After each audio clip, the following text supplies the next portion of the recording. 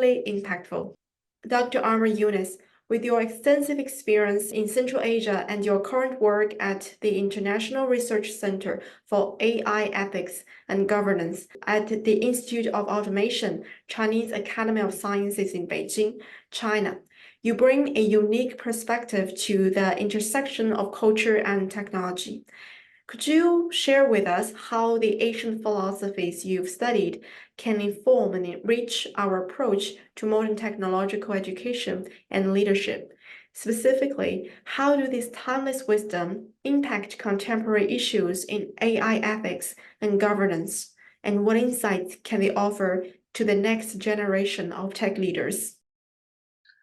Hello everyone, this is Ammar Younas. It is a great honor and privilege to be the part of this prestigious conference. Today I'm going to talk about a very important topic. This topic serves as a conversation starter or may set a roadmap for designing a curriculum which is suitable for contemporary and future tech leaders. My topic is from ancient philosophies to modern technologies, educating future tech leaders through cross-culture wisdom. I will do my humble submission in explaining that how we can use ancient curricula coming from different cultures in preparation of an educational curricula which is suitable for contemporary and futuristic societies. Before digging deep into the topic, I would like to talk about artificial intelligence, what it is, how it interacts with culture, or what is the nexus between artificial intelligence and culture. So if we talk about artificial intelligence, there is no single definition of artificial intelligence. Different people have different understanding of artificial intelligence. For some people, a simple translating device can be artificial intelligence. When we drive a car, we use a navigation system. For some people, this is artificial intelligence. For some people, a robot which has a consciousness or it can take autonomous decision is artificial intelligence.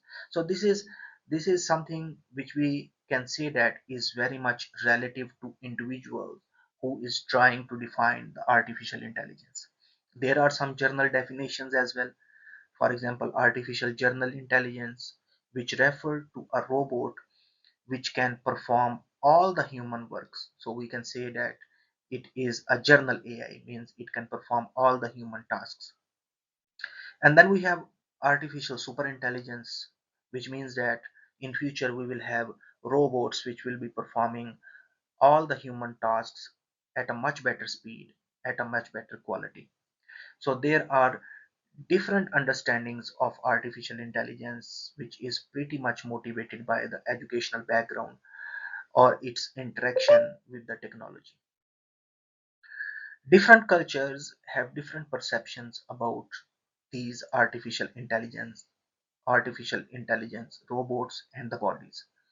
For example, if we talk about some of the Eastern cultures or some of the Eastern countries, they have more sympathy towards artificial intelligence or machines or robotic bodies.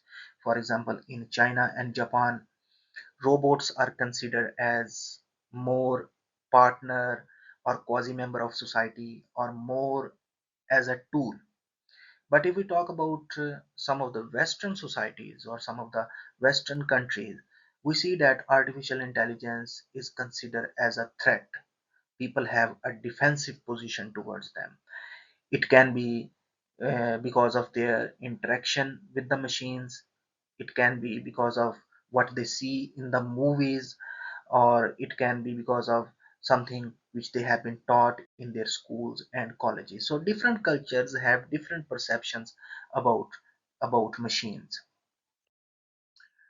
All of these things, they lead to a problem which is called as AI alignment problem. AI alignment problem refers that what type of morality we should install into the machine. So in very simple words, AI alignment means aligning the robotic values with human values. So AI alignment problem means we need to think different methods, different ways through which we can align the robotic values with human values. But if we look into only human values, they are different because different cultures have different perception about all of these things. Culture is not static. Culture is dynamic. The culture in 1700 is pretty much different from 21st century. Culture changes with the time, and with the culture, the values change. With the culture, standard and preferences of different people change. So it is very difficult to resolve this AI alignment problem. AI alignment problem can be resolved by understanding different value systems and then finding something which is common among all of them and then utilize them in designing our governance framework or the moral framework which we want to install inside the robotic body. So significant of culture for AI development is that we need to understand the cultural perception in artificial intelligence, which is very critical for ethical and effective global deployment. As I gave some examples earlier that different cultures have different perception about machines. So it is very important to understand that cultural background. And future AI systems need to be designed with an awareness of cross-cultural ontologies to be truly inclusive and globally relevant. So if we talk about machines which are being designed in Western countries with Western moral system, you want to deploy them into Eastern societies with Eastern moral system, it can be very complicated when it comes to the perception of local community in adopting these foreign machines. To solve this problem, we propose that there should be an education system which should be based on our ancient practices, because ancient practices or ancient cultures, they have to offer a set of subjects which serve as a lingua franca. So if the scholars are being taught in the way as they were being taught hundreds of years ago in the ancient societies, there is a possibility that when they will design these machines, the machines will align with the human value system. To elaborate this, I want to give another example. We see that in ancient time, scholars used to travel from one part of the world to the other part of the world. A scholar who traveled from China would reach to Arabia or Persia or Central Asia or in East Asian countries and will interact with the local communities and the local scholars. So this scholar will not face any difficulty because the local community was teaching the same subjects as this scholar had taught or studied in his own community. So if you look into these two columns, in first column you can see some of the educational system, and if you see into the other column you can see some key subjects, and you can see that these ancient educational system have so many common subjects which were being taught at that time. Unfortunately we are not teaching them right now, but if we want to revitalize our educational system which is suitable for our future or contemporary tech leaders who we expect to design machine which will not have AI alignment problem, we should go back to these ancient wisdom and ancient subjects. So we can see that there are bunch of subjects which are common in all of these ancient educational systems, and if we use them today, we can design an educational curriculum which will be very much suitable for preparing a cadre of scholars who in future when design or when they will install morality into the machine, they will install that morality which will very much align with the human values, no matter coming from which culture. So here you can see that there is there is a very beautiful nexus between different cultures and different subjects, and so many interaction and so many paths are being crossed, and different subjects are being taught in different contexts in different cultures. So all of them, they are connected to each other. And if we go back to these ancient traditional subjects which are being taught, we can actually find a common methodology or a singularity in terms of morality, which will which will be coming from the learning of the individuals, and ultimately it will transcend into the machine which he will manufacture. Another example, we can see that different cultures have different understanding of morality. Different words represent the same thing. So if we talk about morality, it is same, but there are different words which represent this value. For example, here in this example, we talk about harmony. Different cultures have different words used for harmony, but the core and essence of harmony is the same in different cultures.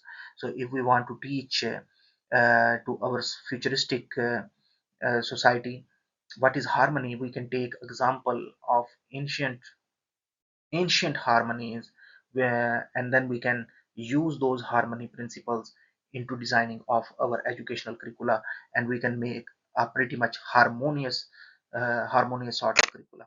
If we look into some of the regions and their ancient educational subjects, and then how these subjects can help us in overcoming the AI alignment problem, we can see that most of the subjects, they actually correspond to a specific value.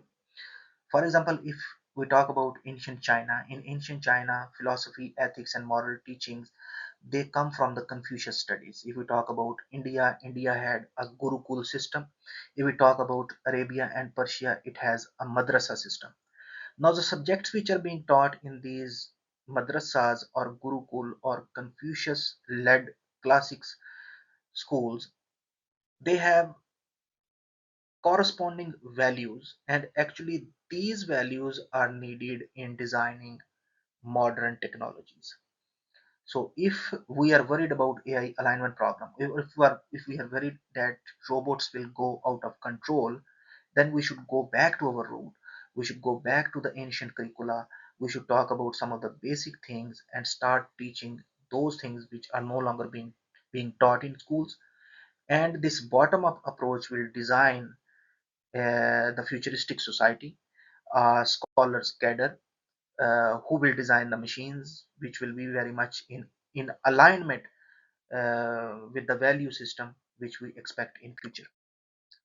So if we take different traditional cultural narratives, myths, and literary terms which has shaped the human understanding for centuries, they need to be revisited and reinterpreted to align with the new reality shaped by the artificial intelligence. We can explore this by reinterpretation, which is not just a linguistic or literary exercise, but a profound classical shift in understanding and relating to the world. So, if we talk about an ancient curricula, it is not just in the book. Actually, it is about the value system, and this value system will ultimately become the part of subconscious mind of the scholar who will study this value system. And when he will interact with the machine or manufacture the machine, he will he will incorporate this value system in that machine. And there is a similarity between these value systems from different part of the world. So ultimately the machine and its outcome will be very much harmonious and globally acceptable. So the ancient system, with their emphasis on philosophy, ethics, and holistic development and critical thinking, they provide valuable insight into creating artificial intelligence technologies that are aligned with human values. And the study of these diverse educational traditions reveals that a comprehensive education encompassing both fundamental knowledge and advanced learning is essential in shaping individuals who are not only proficient in teaching but also ethically responsible and culturally aware. So, idea, our proposed methodology of integration of these ancient educational principles into modern curricula aims to cultivate a globally consistent, ethically foundational AI development. Future AI professionals, which are equipped with rich cross-cultural educational background, will better position to develop AI system that will respect the human values, that will help in resolving the AI alignment problem. Thank you very much. Ladies and gentlemen, esteemed panelists and participants, as our forum on culturally sustaining educational practices comes to an end, I want to thank each panelist for their enlightening contributions. Your diverse perspective have underscored the importance of integrating cultural heritage into education, fostering a richer learning experience for learners. We've learned about the educational potential of traditional games, the enduring wisdom of Confucian teachings, and the innovative spirit of organizations like ITCCC. Dr. Younas has also highlighted the relevance of ancient philosophies in guiding modern technological advancements. These discussions are a call to action. Let's continue this dialogue and invite more educators and learners to join us in embracing cultural diversity in education. As we apply the insights from today's forum, let's remember the power of culture in enriching education. I encourage you to take these learnings and inspire change in your own context.